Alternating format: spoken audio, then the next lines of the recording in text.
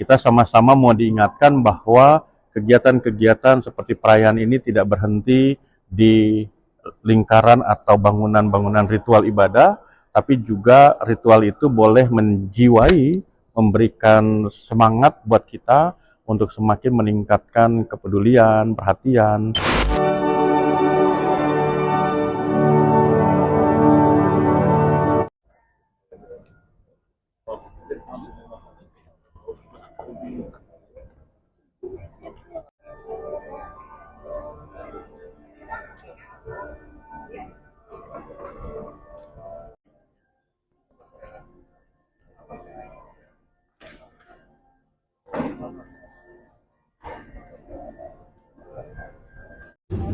Jadi sebelum mereka kena di penjara pemerintah Romawi, diurus dulu oleh orang-orang agama, orang agama. Nah di ruang ini Bapak Ibu kasih, Tuhan Yesus punya kita.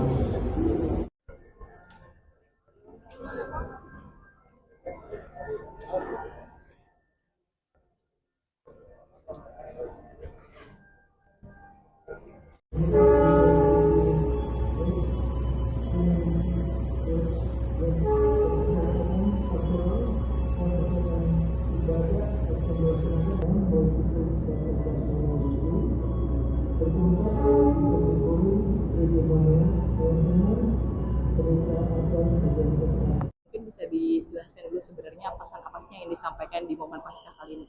Baik, terima kasih. Kami juga mengucapkan selamat Paskah untuk semua. Pada Paskah tahun ini, di bawah tema kebangkitan Kristus membarui kemanusiaan kita, maka pesan pada peringatan Paskah hari ini atau tahun ini, kita sama-sama mau diingatkan bahwa kegiatan-kegiatan seperti perayaan ini tidak berhenti di lingkaran atau bangunan-bangunan ritual ibadah, tapi juga ritual itu boleh menjiwai, memberikan semangat buat kita untuk semakin meningkatkan kepedulian, perhatian, ada visi yang besar, tapi dilakukan dengan tindakan-tindakan yang sederhana, dengan sesama yang ada di sekitar kita. Itu pesan. Jadi kebangkitan itu bukan hanya sebuah peristiwa yang supranatural begitu, tapi peristiwa yang menjejak, yang betul-betul bisa dirasakan oleh sesama. Satunya kepedulian apa sih Pak yang harus ditanamkan begitu ya di manusia begitu ya, terutama melihat dari situasi saat ini begitu? Ya, jadi yang jadi isu sekarang ini kan ada dua ya, isu keluarga dan juga mental health gitu. Isu keluarga dengan mental health itu berakar dari bagaimana penghargaan kita kepada sesama gitu. Orang seringkali melihat seseorang itu berharga ketika dia ada di puncak, ketika dia mempunyai sesuatu. Ketika dia dalam keadaan yang sebaliknya, tidak dihargai. Bahkan dalam rumah pun tidak dihargai.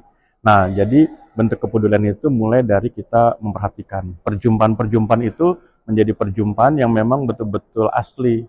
Jadi tidak hanya basa-basi. Nah, dengan perjumpaan yang asli itu, maka kita punya ikatan, dan dari ikatan itu, maka dia akan melewati batas-batas. Jadi tidak lagi melihat bahwa, oh dia dari sana, dia dari sini. Tapi kalau perjumpaan itu asli, kita bisa memperhatikan apa yang dibutuhkan oleh sesama kita. Seperti itu. Kerusakan bumi ini adalah akibat dari semua itu. Maka ekologi integral, pertobatan ekologis, itu artinya adalah pertobatan moral, hati nurani. Itu yang paling penting.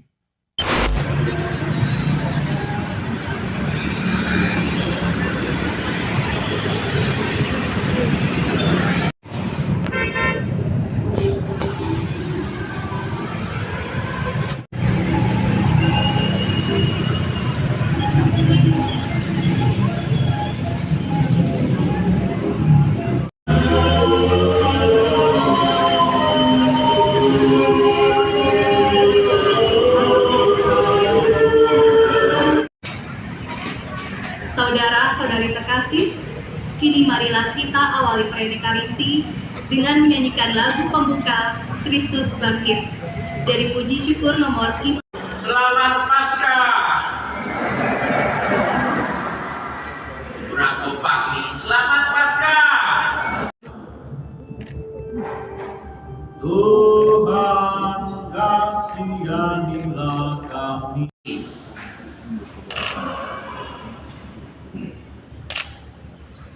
Tuhan Yesus Yesus Kristus, Engkau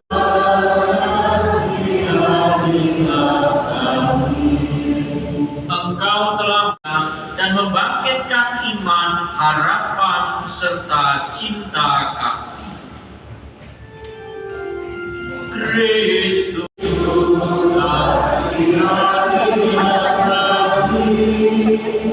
Engkau telah Sebagai pelayan di dalam gereja Katolik, tentu orientasi saya adalah kepada pemimpin saya, yaitu Paus sekarang ini, Paus Leo ke-14.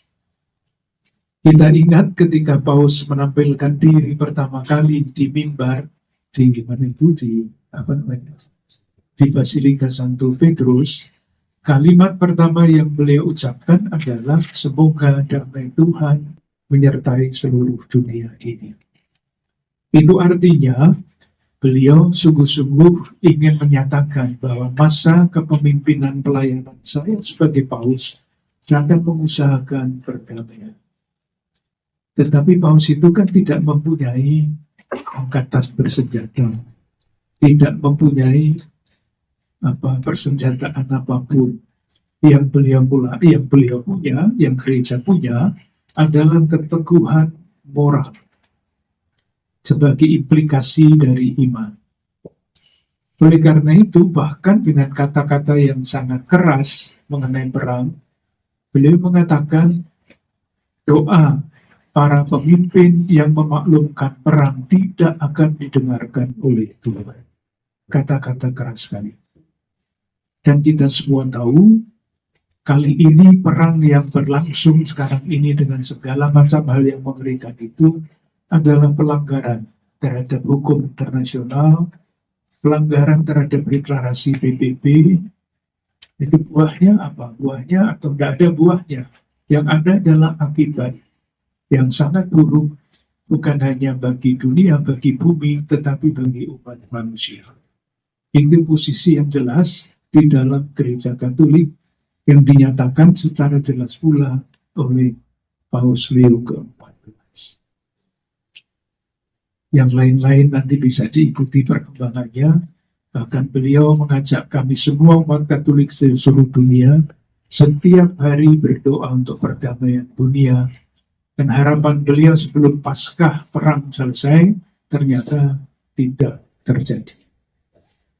Ketika kita berjumpa dengan kekuatan kegelapan yang tampil di dalam pemimpin-pemimpin yang gelap mata, ya dunianya akan menjadi seperti ini. Tapi saya yakin di tengah-tengah kegelapan itu selalu ada, kalaupun bukan terang besar, tetapi lilin kecil yang menerangi kemanusiaan itu. Mengenai hemat energi, tidak usah disuruh, tidak usah menunggu krisis, kita mesti menghemat energi. Hanya mungkin baik kalau kita ingat supaya hemat energi ini ditempatkan di dalam kerangka yang luas. Karena kalau tanpa inspirasi itu, tanpa motivasi yang lebih kuat, ini mudah sekali dilupakan atau tidak dihiraukan. Kata kuncinya, menurut kembali lagi, saya mengikuti apa yang dikatakan oleh pemimpin gereja, kata kuncinya adalah ekologi integral. Jadi ekologi integral itu bukan sekedar masalah listrik, air, sampah, pohon, bukan hanya itu. Ekologi integral itu adalah ekosistem dunia. Kalau orang serakah ya, namanya saja tidak bagus. Apakah dia akan memperhatikan saudara-saudaranya yang kekurangan? Kalau memperhatikan namanya bukan serakah, namanya orang kaya yang berhati.